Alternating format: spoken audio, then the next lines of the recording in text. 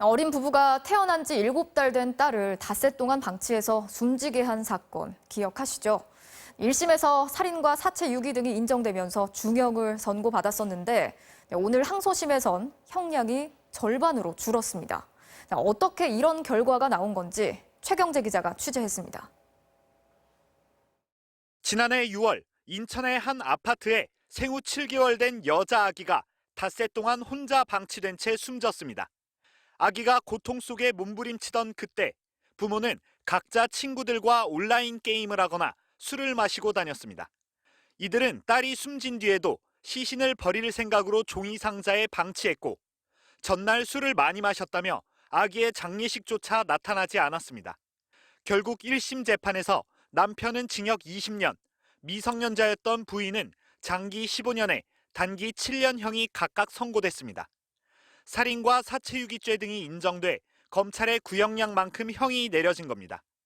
그런데 오늘 2심 재판에서 남편은 10년, 부인은 7년으로 형량이 크게 줄어들었습니다.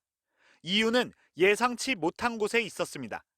미성년이던 부인이 1심 재판 이후 성인이 된 탓에 소년범에게 내려지는 부정기형을 선고할 수 없게 된 상황. 하지만 검찰이 항소하지 않으면서 1심보다 무거운 형을 내릴 수 없는 원칙에 따라 부인에게 단기 7년 이상을 선고할 수 없고 공범인 남편도 형평성 차원에서 감형이 불가피하다는 겁니다. 검찰은 하급심보다 높은 형량을 선고 못하는 원칙을 재판부가 너무 일률적으로 적용한 건 부당하다며 뒤늦게 반발했습니다. 2심 재판부는 미필적 고의에 의한 범행이 잔혹한 수법이라 보기 어렵다는 등의 이유로 1심의 형량이 다소 과하다고 설명했습니다.